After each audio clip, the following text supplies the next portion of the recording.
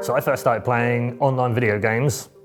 It wasn't esports back then. I didn't even know what it was called back then. We didn't really have a name for it. In about 95, 96, I think that was the first time I played online. First time I played on a LAN would have been 98 or 99. It was done in a little village in the community hall.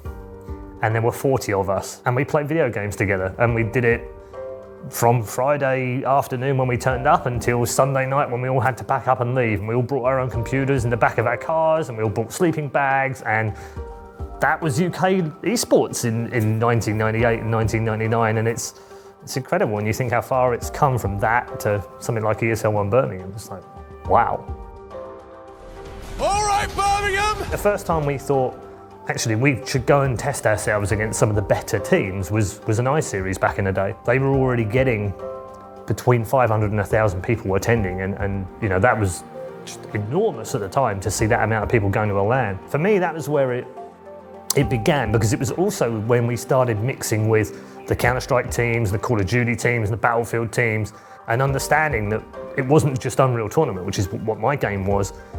There were all these other video games, and we were quite good at some of these other games too. And then you start to see all these professional teams, and in the early days it was Tag, Four Kings, which were massively sponsored by Intel. They were like the huge team everyone wanted to play for, and Dignitas, and I think those were the main ones.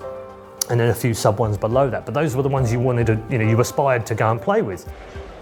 The first time I decided I was going to run an event was in 2006, and I said to all my friends, I'm going to run a Quake 4 event, and they were all like, you're absolutely bonkers, where are you going to get the money from? And I was like, I don't know, you're absolutely insane, you're off your face, like there's no way you could possibly pull this off. And they were probably right, except for the fact that I managed to get Intel to pay for it.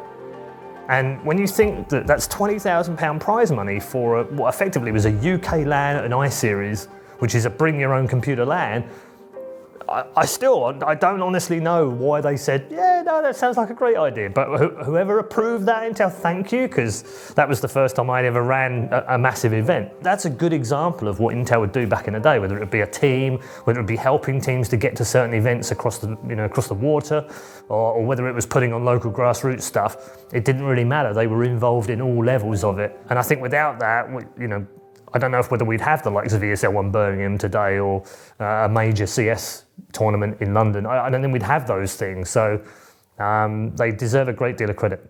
Anyone's game, it really is. We only have... The first time I ever commentated on anything was 2002, and I couldn't honestly say I sat there and went, I'm going to make this a career. This is going to get big, and I'm going to go along for the roller coaster ride. I never thought that. There was never any, we could do this in stadiums with it. No one ever thought that, and if they tell you that, they're lying. There's no way we thought about that stuff in 2002. In 2003, 2004, I think the big tournaments back then were WCG, ESWC, QuakeCon and CPL. So those were the four. They were kind of like the four majors, if you like. And then we started seeing crowds turn up that weren't just there because it was a convention or a Gamescom or an E3, but actually they were coming because there was a tournament there. When we went to Hanover, for instance, or CeBIT, Gamescom, any of these big trade shows, we were starting to take over. Now we know we've got our own viewers and our own fans.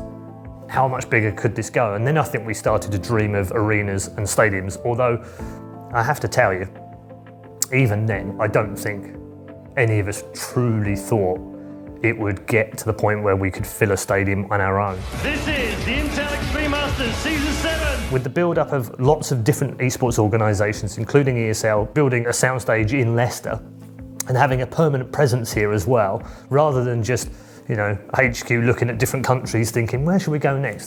They know that Britain is now a destination for esports. So finally, by hook or by crook, we get ESL One Birmingham. And so for me, it was a rallying call for all the fans that have been deprived of any giant esports events in the UK to say, let's show people, let's show Intel, let's show DHL and Vodafone and everyone else that sponsors the event, let's show them what we can do as a crowd. And we did it all. We filled it all. It was passionate. It was like, one of the best experiences I've ever personally had in a stadium. I'm not particularly patriotic. I'm probably the grumpiest British person ever in esports. I moan about our country a lot. But I wore a Union Jack waistcoat and a Union Jack bow tie because I felt very passionate about it that weekend. I felt I wanted to be part of the crowd, and I'm used to flying all over the world and going to events all over the world, and it's fantastic and I really love it. But to have something on your own doorstep, to have something in the UK, something that we've complained about not having for over a decade, when everyone else got spoilt with these fantastic stadium events, to finally get one, hell yeah, I'm going all in. For me, the next level is grassroots. How do we enthuse the people on the street who love playing video games and might actually be very good at them? How do we persuade them to get them off those streets and into local stuff and local leagues and school leagues and university leagues and college leagues and all of those things that will allow us in the next 5 and probably 10 years, if I'm realistic, to get to a point where we can stand in a stadium and I can be the host of a show of a grand final where 5 British guys are on stage and competing for $1 million. That's where I want esports, UK esports, to be over the next 5 to 10 years. For any player that's aspirational already and is already good at a game, it's about practice, it's about practice, and it's about practice. And then after that, it's about hard work, which all sound very mundane and boring. And unfortunately, that's what it takes. That's how good these players are now. You can't just be good at something. You need to be outstanding just to reach the top. And then to stay there takes even more hard work. Find what motivates you, and if you're good at a game and you believe that you can be even better at the game, then stick with it.